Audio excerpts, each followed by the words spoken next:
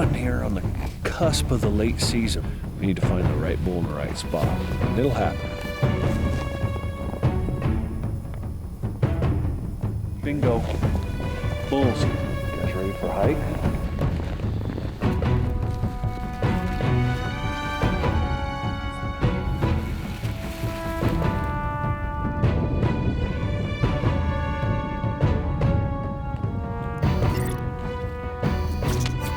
Serenity now. One freaking gust of wind. Well, that's hill cutting.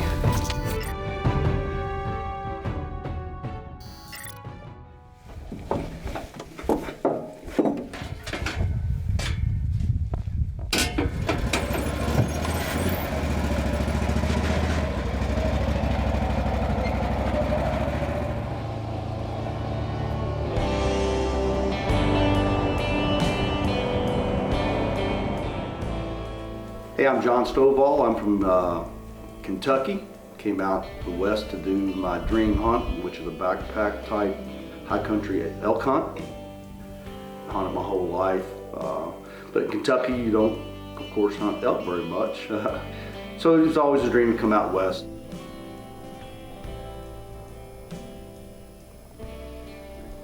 Hey, you see that down there? There you go, Johnny. Look at that one. It's too high? No. Oh yeah, where's the other guy? Oh, he's off to the right. It wouldn't be fun to get to with horses. I'm loving it. What's not to like about it? No dead bull yet. No, well, that's true. But we have a campfire, right? So. No campfire till you kill something. Oh, is that it? We're up here hunting late season elk in Wyoming.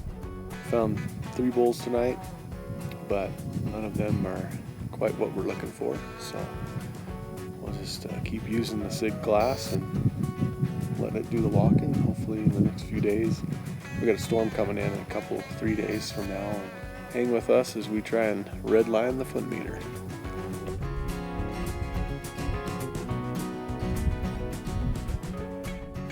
Been blessed and fortunate to kill a couple elk. One, there's a draw in Kentucky down in the Appalachian Mountains. I was lucky enough to draw that, but it was really a glorified deer hunt, basically. The strip mines and our coal mines, they all came out, you were set up and shot one. And I was proud to have got it, and he's at my house on the wall. I had another opportunity after coming out west to use an outfitter, private land outfitter, and it was kind of the same thing. Wouldn't trade it, but it still wasn't what I was after. Truly climbing up into the mountains with a backpack and really going after them like you see on TV or in magazines. He's a good bull. He's got 1/5 broke. Like a 330 bull, I think, if he was, intact.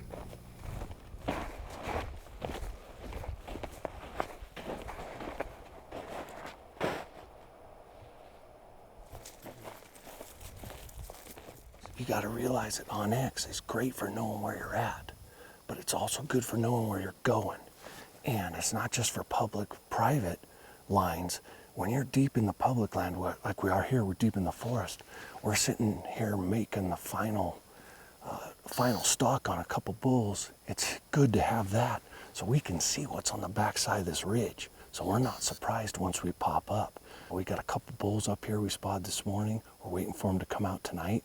We're just gonna sit here and let these shadows come and let this wind stabilize. The thermals should start dropping down. As soon as we get steady thermals coming in our face, we're gonna pop up there, and hopefully those bulls are feeding on this ridge somewhere. See, it's still going this way, but once it comes this way, we're gonna pop up. But we're able to use that onX, zoom in and see what exactly that looks like. Because looking at it from the bottom, we couldn't even see Half the meadows. couldn't even see 10% of it. So we know there's a lot more up there to look at once we get up there, and we know exactly where we want to go in the middle of the meadow, not on either end. So we have our best chance to find the bulls, but also get a shot at them.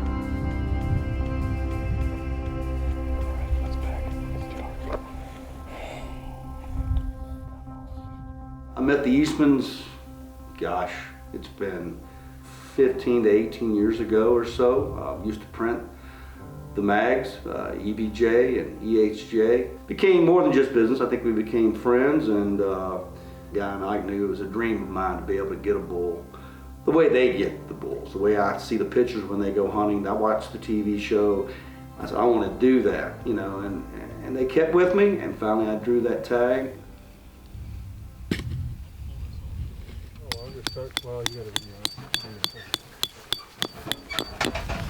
Introduce yourself.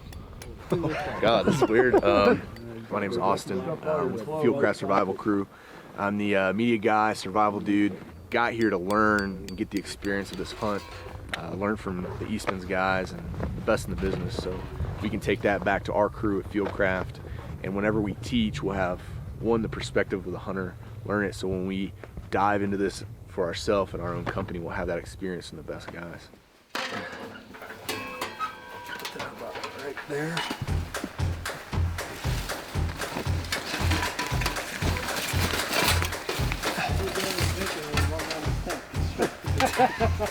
Once you get a fire going, it's about halfway is pretty good. This will fry you out of the tent, and this will put it out pretty much. So anywhere from here to there, it's pretty good once it's going, or before you go to bed.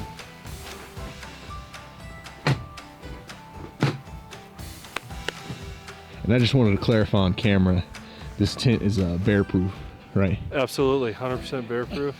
Okay. That's why it's so expensive. Yeah, I It's only figured. bear proof if you put a lock on the zipper. Oh, Yeah. I heard the ones out here are starting to. They've got starting to figure it out. They sharpen 2 claws and they pick locks now. Wow.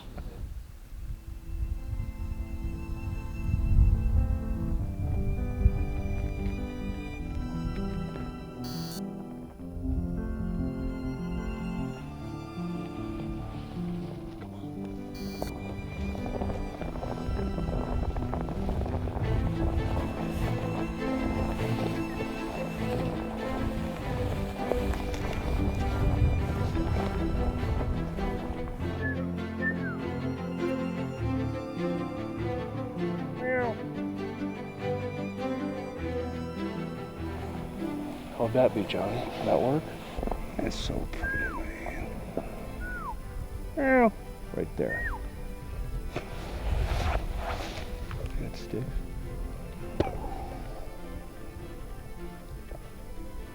It's a little 6-point. We can do a lot better than that. You didn't wait 13 years to kill a bull like that. No. You know, I get a lot of guff sometimes because I'm a trophy hunter, because we're looking for big bulls up here. John's, you know, he's waited 13 years for this license, and he wants a nice big bull. Of course, it's going to be just as tasty as any bull you ever shot, of course, but he's going to process it and eat it. But he also wants that memory on the wall, because the meat's going to last him 6 months. It's gone. It's long gone. But he wants that memory of all of us, the camp, the camaraderie. And I really think it was like that even back in the caveman days and the Indian days. They sat around a fire and told hunting stories. It's primal. It's what makes us humans. You know, we're more on the trophy hunting side, and there's other guys out here who are just hunting for a cow elk for their freezer, and that's great too, but we need each other, you know, to keep those populations in balance and that conservation portion of it. You know, this hunt is for older bulls.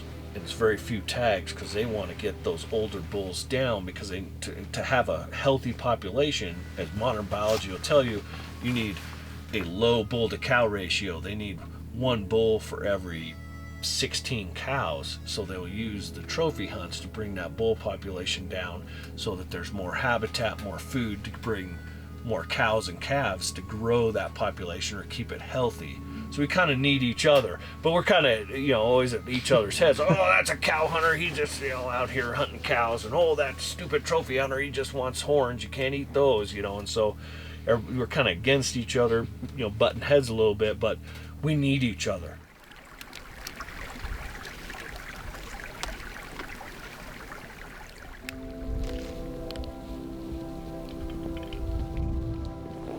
Well, how do you like this country, John? Beautiful. Be more beautiful. There's some elk in it. Yeah, getting a little socked in. We're We're hunting here on the cusp of the late season. We're in the middle of November, and it's just kind of switching from late fall to what I consider late season. And we're getting our first set of storms. And these bulls have started to move around a little bit, but they haven't moved after this storm, I don't think. But I think it's an evening hunt now. I think tomorrow, if it clears off good, they should be out, out and moving. We're seeing a few tracks, but nothing like what we should be seeing. It's really cold, obviously.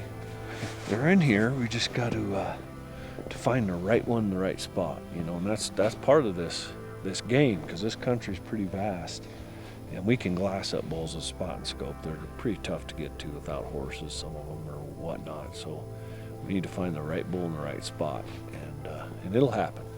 So when it thaws out, when you get a little sun on it, it's going to start dripping like crazy off these trees. They don't like that. No, they don't like to lay under them, get wet. So they move out. There they are. Bingo. Bull. You guys ready for a hike? Up in that saddle is 2 bulls. We have to get over there and up that hill. See those dead trees?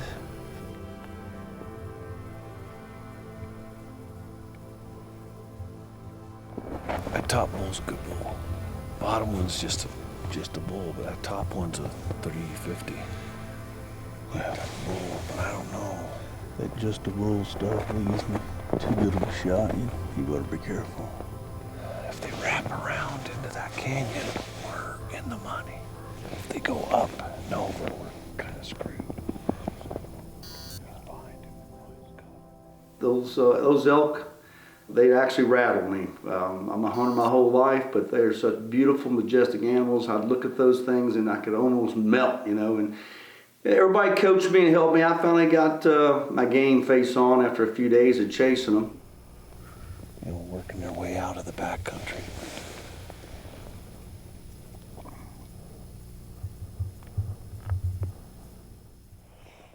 Let's go. We're not going to get shot. We know there's 2 bulls in here anyway. We're going to pull out. It's getting too late. I'm hoping maybe tomorrow they'll be down on these faces where we can get a little better chance at them.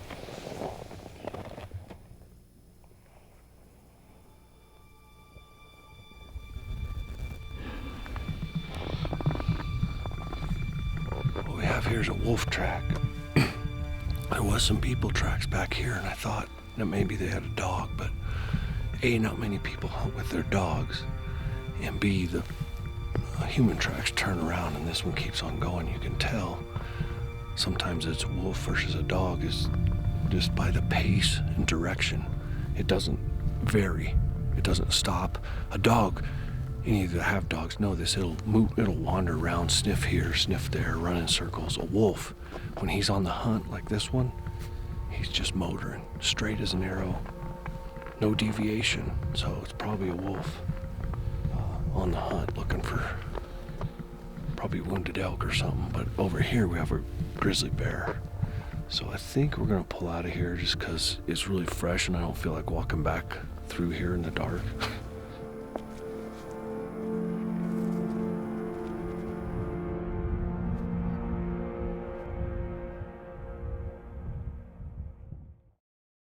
Today's the day, guy, man. Day of what?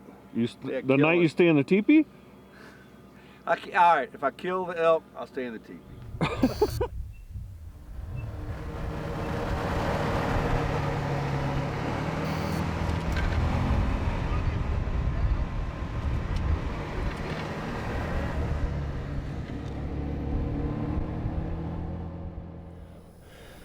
We found these bulls this morning from way up on top of the ridge, and hopefully we can get in there and get in this position that when they come out and feed this evening, we can locate them and actually get a shot off. So we're going to steel hunt this on the way up because those 1 bulls were coming this way when they fed into the timber, so they may keep feeding our direction, so we'll just be quiet.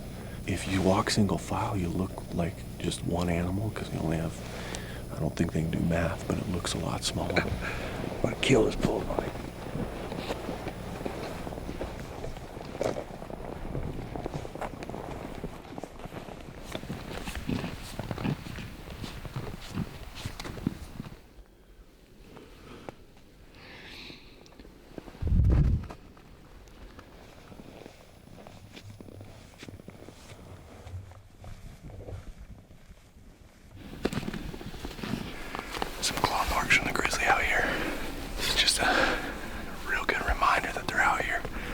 So you gotta have, we talk about it in a lot of our courses.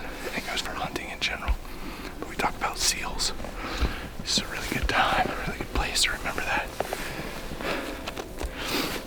attention.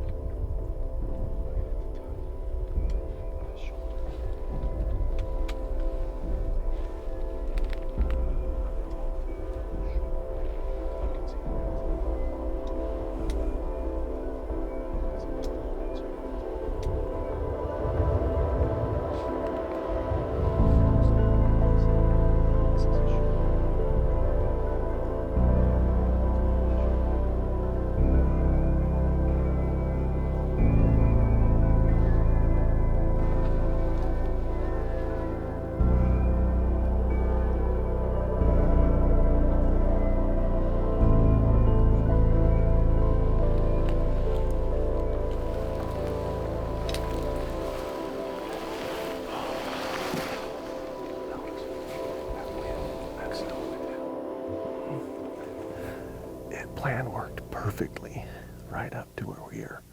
Literally clicked the safety off, ready to pull the trigger, and a huge gust of wind came from our back and right down to him. And he picked his head up, turned. What happened is that wind went down and it swirled around him and came back. Perfect broadside, just what you had in that wind. He turned, couldn't shoot. I think that's a kick in the nuts. It's the first time I've ever gone up and approached an elk like that.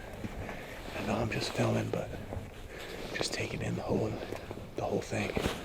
It's pretty freaking intense. You want to get my head and chain there, Luke?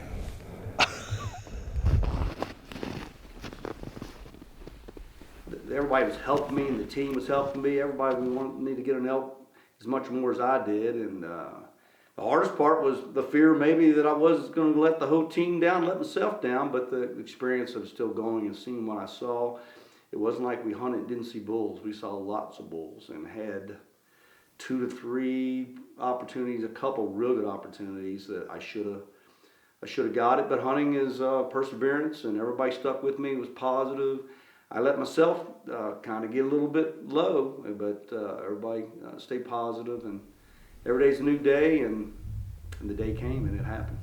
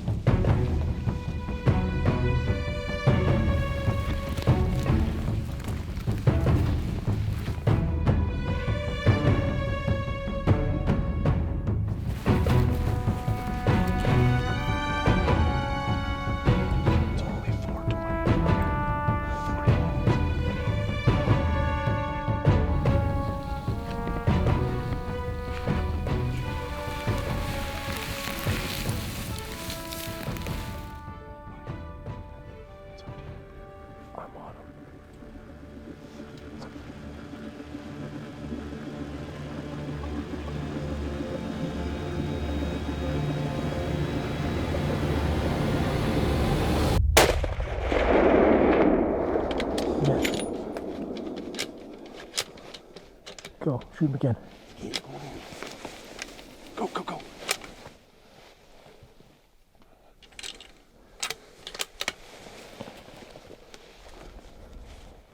Shot over him. Shoot a little lower.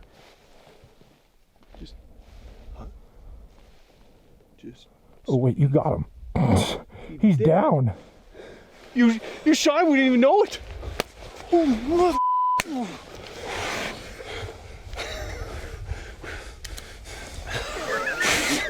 He just rolled over. You didn't even know it, man. It's good, right? You down? Yeah.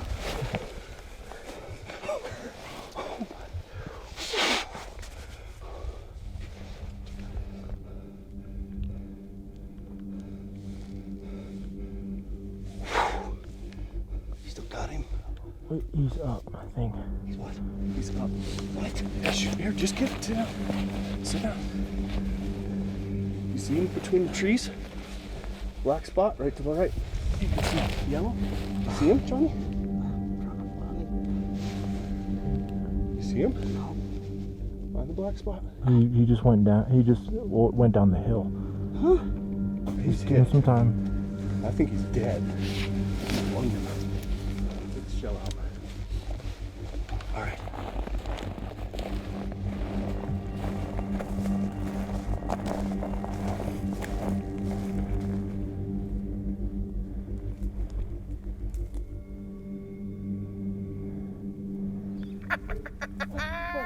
It's right there.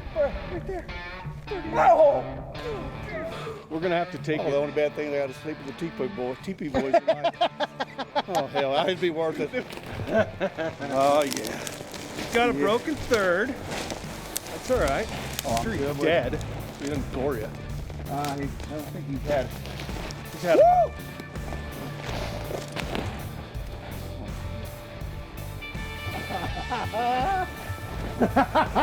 Woo! Are you kidding me? Oh, I saw this. Look at how long that is. And look how long this freaking fifth. 7. What's he got? 7 on that side? No, 7 by 6. Got a little character, Johnny. Little character. Oh, a lot of character, buddy. Oh. Cheers. Cheers. Come on.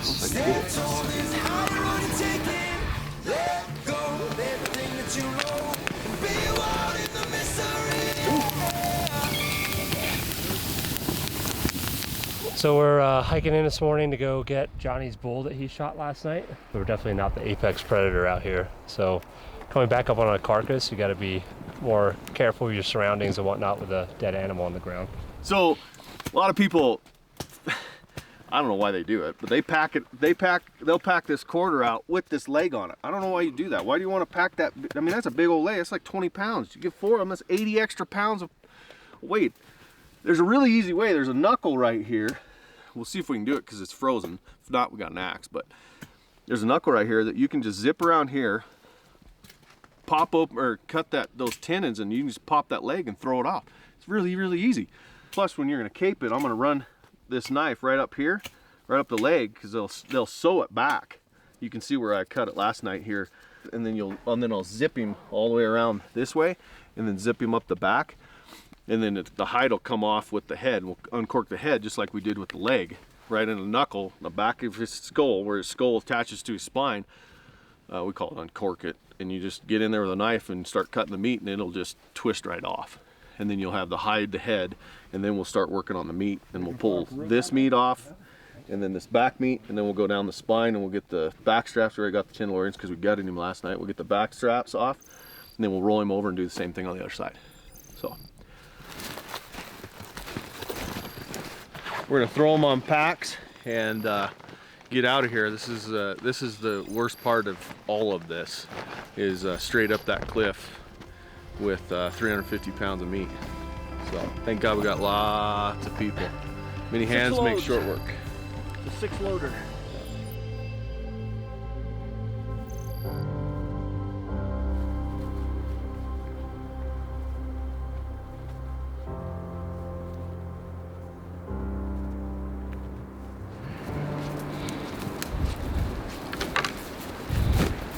Okay.